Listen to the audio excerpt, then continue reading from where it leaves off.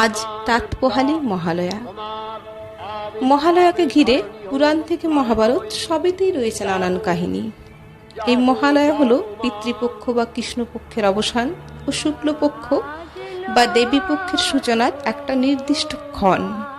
এই দিনটিতে মহামায়ারূপী দেবী প্রচণ্ড বলশালী ব্রহ্মাণ্ডের সমস্ত পুরুষদের হাতে অপরাজেয় অত্যাচারী মহিষাসুরকে বধ করেন।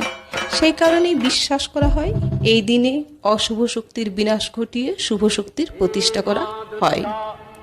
এই দিনটিতে পিতৃপুরুষদের উদ্দেশ্যে তর্পণ করা হয়। এই তর্পণ একটি সংস্কৃত শব্দ, যার অর্থ হচ্ছে কিছু নিবেদন করা। সাধারণত তিল ও জল দিয়ে তর্পণ করা হয়। হিন্দু শাস্ত্রে বলা হয়েছে পিতৃদেব ভব, মাতৃদেব ভব, অতিথি দেব ভব, অর্থাৎ পিতা, মাতা ও অতিথি এনারা আমাদের কাছে দেবতা। সন্তান রূপে এনাদের প্রতি আমাদের দায়িত্ব থেকেই থাকে।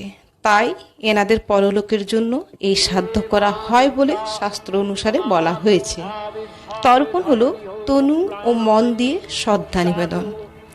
এই মহালয়া দিনটিতে বাঙালিদের ঘরে ঘরে উচ্চারিত হয় যা দেবী সর্বভূতেষু মাতৃরূপে না সংস্থিতা নমস্তস্যৈ নমস্তস্যৈ নমস্তস্যৈ নমো নমঃ। যা দেবী সর্বভূতেষু শক্তিরূপেণ সংস্থিতা নমস্তস্যৈ নমস্তস্যৈ নমস্তস্যৈ নমো নমঃ।